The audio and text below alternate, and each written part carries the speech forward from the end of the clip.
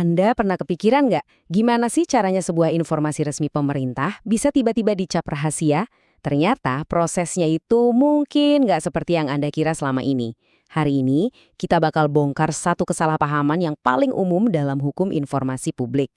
Jadi, pertanyaan besarnya, gimana sebetulnya rahasia negara itu ditentukan? Ini pertanyaan krusial loh, karena menyangkut transparansi pemerintah dan yang paling penting, hak kita semua sebagai warga negara untuk tahu. Kebanyakan orang, dan jujur aja, bahkan banyak pejabat, mikirnya prosesnya simpel. Kalau ada yang minta informasi yang kedengarannya sensitif, langkah pertamanya ya langsung aja lakukan uji konsekuensi. Cek dulu, bahaya nggak kalau dibuka. Logis kan kedengarannya? Tapi ternyata nggak sesederhana itu. Faktanya, anggapan umum tadi itu cuma mitos. Itu semacam jalan pintas yang bukan cuma keliru secara konsep, tapi juga berpotensi ilegal dan bisa merusak fondasi dari keterbukaan informasi itu sendiri. Oke, untuk paham kenapa tadi itu keliru, kita harus mundur sedikit dan lihat prinsip dasarnya dulu, yaitu keterbukaan itu adalah standar utamanya. Nah, ini dia yang namanya asas keterbukaan. Artinya gini, secara hukum, semua informasi yang dipegang pemerintah itu pada dasarnya terbuka untuk kita. Jadi beban pembuktiannya ada di mereka. Merekalah yang harus kerja keras membuktikan kenapa sebuah informasi perlu dirahasiakan. Bukan kita yang harus membuktikan kenapa kita boleh lihat. Posisinya terbalik dari yang banyak orang. Nah, karena prinsip dasarnya kayak gitu, berarti pertanyaan pertama yang harus diajukan itu bukan soal bahaya atau enggak, tapi ada sesuatu yang jauh lebih fundamental. Jadi pertanyaan pertama yang sesungguhnya adalah, apakah hukum memang mengizinkan jenis informasi ini untuk dipertimbangkan sebagai pengecualian? Jadi sebelum kita omongin soal bahaya, kita harus cek dulu aturannya, boleh nggak informasi ini masuk kategori yang bisa dikecualikan?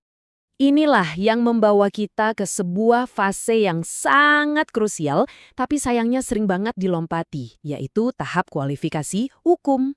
Jadi, ada 4 langkah wajib yang harus dilewati sebelum kita boleh ngomongin yang namanya uji konsekuensi.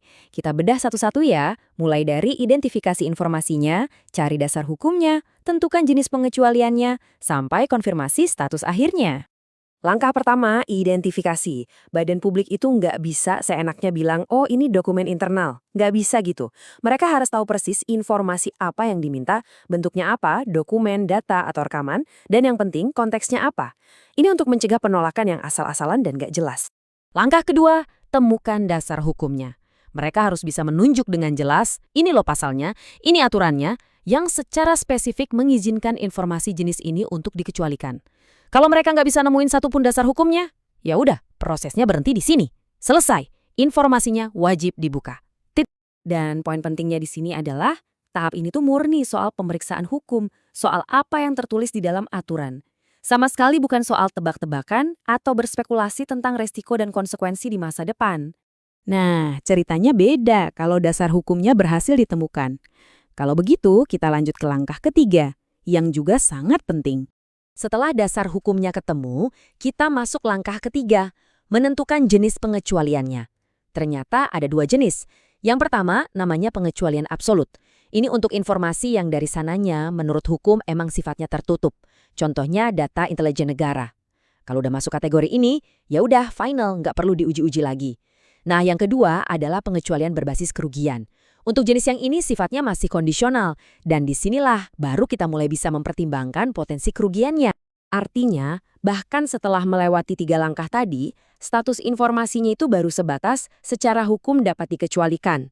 Ini penting ya, statusnya itu bukan dikecualikan. Ibaratnya, pintu untuk merahasiakan informasinya itu baru kebuka kuncinya, tapi pintunya sendiri belum ditutup. Dan disinilah kita sampai ke inti pembahasannya. Titik di mana mitos yang kita bahas di awal tadi akhirnya benar-benar hancur.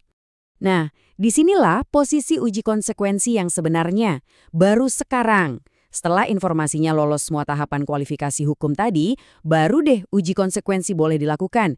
Jadi, posisinya di akhir, bukan di awal. Ini dia beda paling mendasarnya. Uji konsekuensi itu bukan alat untuk mengklasifikasikan atau ngasih stempel rahasia ke sebuah informasi. Fungsinya adalah sebagai mekanisme aktivasi.